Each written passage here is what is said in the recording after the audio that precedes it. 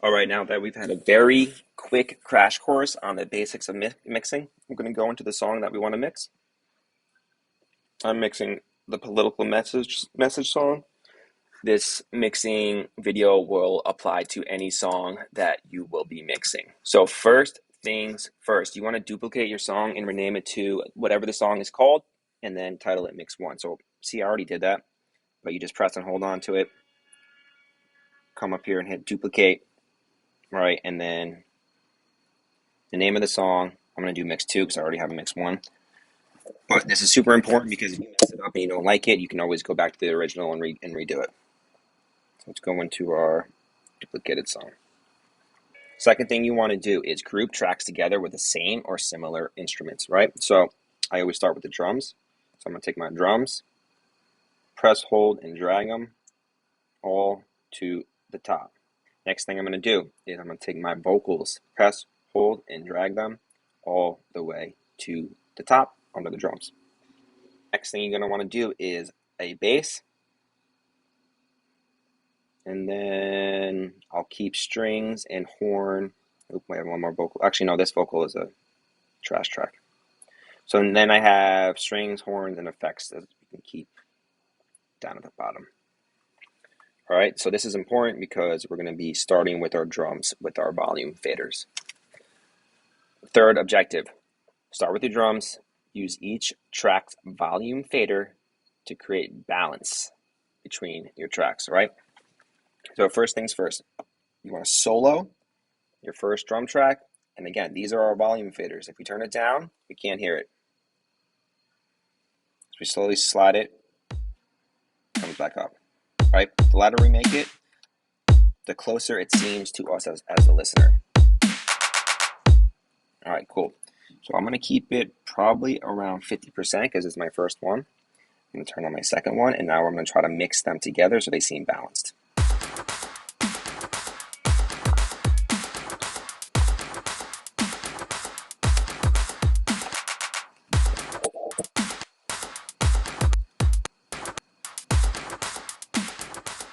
All right, so mixing is all about tiny little adjustments. Cool, those sound decent. Let's go to the next two.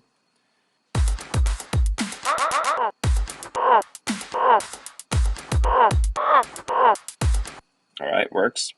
Got some weird noises going on. Next one.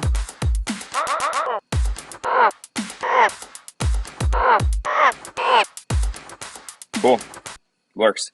So real quick, there's a note in objective 3 about be careful of clipping. What clipping means is if you take a track and turn it up too loud.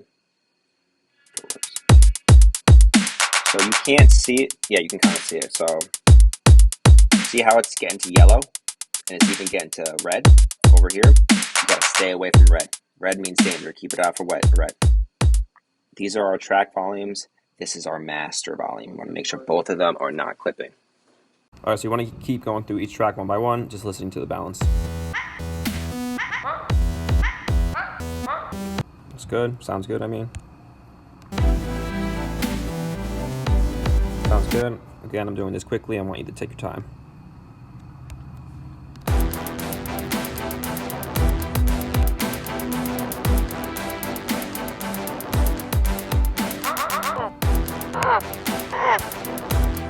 All right, cool.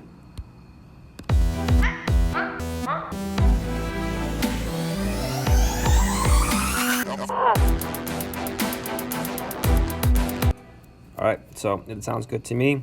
This is going to be subjective, but as long as your tracks are mostly in the, let's say 30% to like 70% range, then you're going to be good as long as you're not clipping any of your tracks and you're not clipping your master. So that's how we create the far away and close to the listener sound. Next, we want to mess with the panning of each track. So go back up. We're going to click our first track. And then if you click this little left of the FX, you're going to see track pan. So drums, always dead center.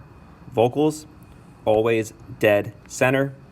Bass, always dead center. Now, the rest you're going to either pan left or right. And again, these are subtle changes. So what I'm going to do is pan our strings slightly to the left, come down to our horns, going to pan them slightly to the right. Effects, I'm going to keep in the center as well for now.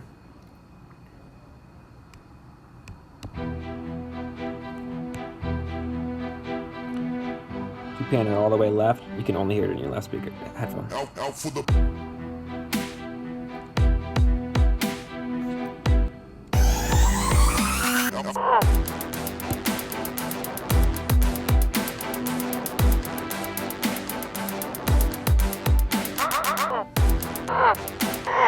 Cool. So very subtle differences, but it will make a huge difference at the end of the day. Awesome. Go through all your tracks, balance them with the volume faders, pan what needs to be panned. Remember, you want to keep drums center, vocals center, and bass center. Awesome.